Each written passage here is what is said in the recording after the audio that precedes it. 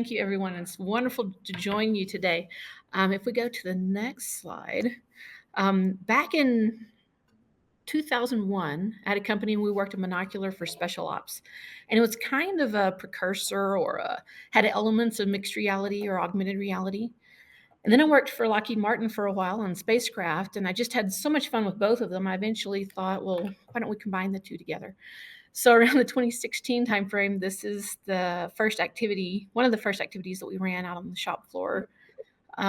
This is the forward bay cover on the right-hand side for Orion, which goes out to the moon.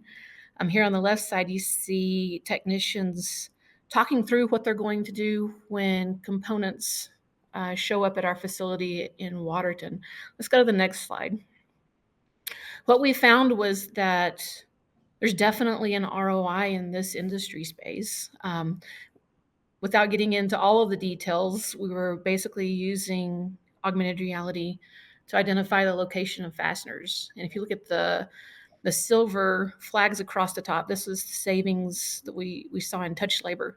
So the amount of time it takes technicians to do the work, we were cutting by about 90%. So one shift we would cut down to 45 minutes, or 30 days of work we would cut down to 3 days. So we definitely saw that the ROI was there. Let's go to the next slide. So now, one of the things that I do is I help companies figure out how to bring the technology in to make use of it. And I help companies who supply the technology with advising what we can do to make it more effective for those companies. And then more recently, governments have been asking questions. There's labor shortages across the board in almost every industry space. Here you see how Canada is stating that 2/3 of contracts they've turned down or they've lost due to a lack of workers. Let's go to the next slide.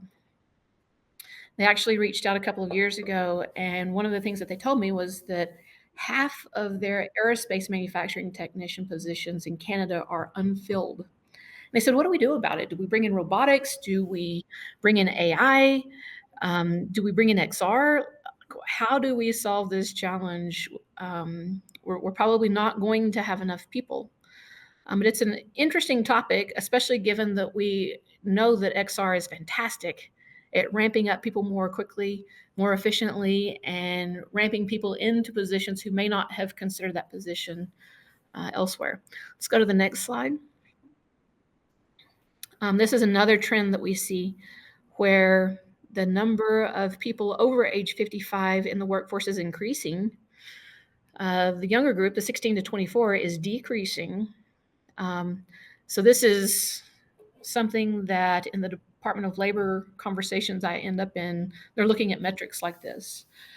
Separately, in the XR industry, I have people ask all the time, how do we get older technicians, older people to the table with this technology? And one of the things I noticed at Lockheed was that the more seasoned technicians are fantastic allies. If they've done the job the hard way for a long time, they're likely to appreciate using the technology to help them do things in new and different ways if we design the experience and the user interface in an effective manner. So I could talk about that for a long time, but let's go to the next slide. So this is what the groups often ask is, we need to increase the number of workers in key fields. We need to reduce the time to certification. We need to get people ramped up to work more rapidly. We need to increase comprehension levels. Essentially, we need to do more with fewer people. And let's go to the next slide. So the question is, can XR help? Let's go to the next one. These are some numbers that we've seen in the industry, and it just depends on who you ask and what industry space you're looking into, what the numbers are. But this is an example where you see significant efficiencies in different areas, whether it's the time to ramp up, whether it's once they're testing to certify, reducing the number of times that they need to do that, the action time. the acceleration. So at Lockheed, we saw 85% reductions in the time to ramp up a person to the task. And that could be a person coming in into a new position with Lockheed, or it could be someone who's worked there for years.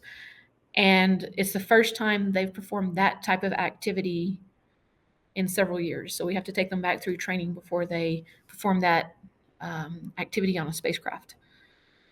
Let's go to the next slide. Here's some additional numbers that we saw. I had this slide a couple of years ago in a presentation, and I pulled it for this one. We often saw 90% efficiencies on specific types of activities. We also saw a complete reduction, you don't see it here, but in errors. We scaled this technology across 10 different spacecraft manufacturing sites, and in 5 years, we saw 0 errors, which was probably more impressive to the customers than the 90% reductions in time. Let's go to the next slide. So another thing that we see is we often think of going straight to companies and having that interaction with companies, having the companies pull in the technology. But workforce development is another pathway. If you're a company who is providing an XR solution, or if you're a company that's looking to pull XR solutions into your company, often there's workforce development, Department of Labor funding that's available. And this is an example of what we saw in Colorado. Last year, there was a $92 million Opportunity Now grant that was released, and they've doled this out to about 20 to 30 companies. So some significant funding that's available for advancing the workforce. Let's go to the next slide. And this is just a sampling of the companies that are using XR. But I wanted to throw this up there so that you get an idea of how broad this technology applies. So you see everything from Chick-fil-A to Coca-Cola to Caterpillar to Lockheed Martin, of course, NASA and Netflix, and the list goes on and on. But it can be used in interesting ways. And part of the reason why is because we're jumping out of that rectangular data, and we're allowing a new form of information that really is so much more natural and effective than the rectangles that we're used to. And I think the next slide is the final slide. And this one is just simply a sentiment. This is not a plug necessarily for Apple, though I am an Apple fan. This is more of a plug for the way Steve Jobs did things. And I think that this applies where big ideas, companies that take that approach are much more likely to succeed. All right.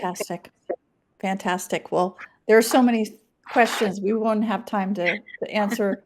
You wouldn't have time to I wouldn't have time to ask them all, but one of them that stuck with me is, tell me a little bit more about how you see AI being able to be introduced into the use cases. And oftentimes, really, it's about workforce training and about all the creative ways that companies are using XR now. Can you share a little bit about your vision, your thoughts about that? So I've seen some interesting examples of AI informing in an XR environment. So if we go back to Iron Man, I bet a bunch of people here have seen the Iron Man movie, and you have Jarvis. And Jarvis was really an AI-enabled XR capability, right? Just another rather very intelligent system where you could ask a question, and Jarvis had the data to answer that question, and you could also see three-dimensional content along with that. I had the opportunity to jump on stage with the creator, Ian Dawson, last year at the AWE, and we're about to do another event at Harvard.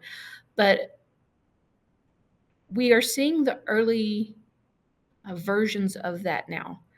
Ian and I actually went to see a co-pilot with XR and AI-enabled capability. And the first thing he said is, it's like Jarvis is becoming real. We were standing in front of an ATV, and you could ask questions. So I just walk up and I say, "Where's the fuel pump, and how do I change it?" And it overlays on the actual ATV where it is, and then it starts walking me through the steps to remove it, and then the steps to reassemble it. And it wasn't pre-fed in; it was the work instructions that they pulled in, in a true AI path. So, that's very interesting. And then we get into the conversations of we don't want it to be completely generative because sometimes it can hallucinate.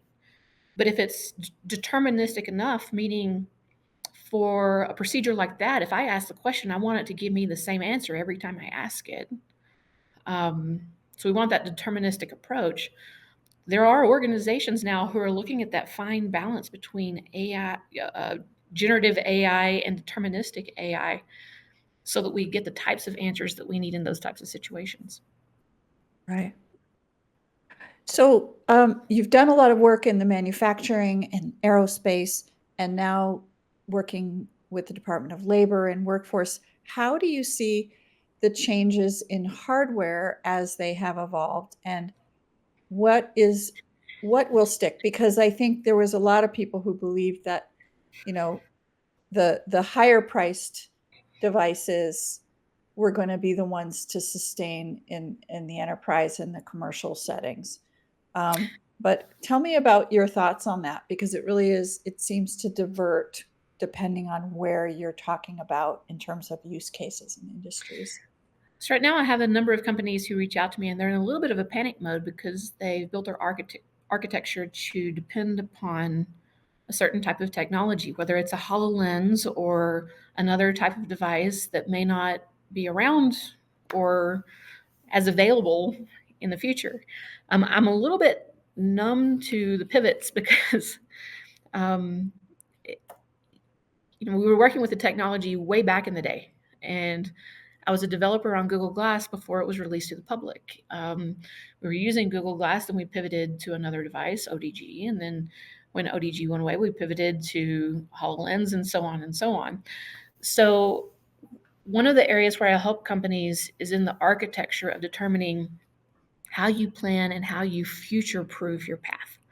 Can you develop in a manner where if you need to pivot to another device or another platform, can you do that efficiently? And so some companies are going towards like web based capabilities, browser based capabilities, where if the device has a browser, you can pull up the scenario. It feels just like being in a VR or MR environment, but you're accessing it through a browser instead of an app. And so if one device goes away, you pivot to another device. And that's one of the things that we've seen where it takes out a significant amount of the stress if you can pivot when you need to. Right now, there's a bit of a lull in optical see-through capability with HoloLens and Magic Leap and some others phasing out, but there's going to be more devices that come along that fit into that category. We have insight on what's happening, and it's going to be an exciting time coming up. So, my recommendation to groups is to architect with a mindful approach and the ability to pivot if you need to.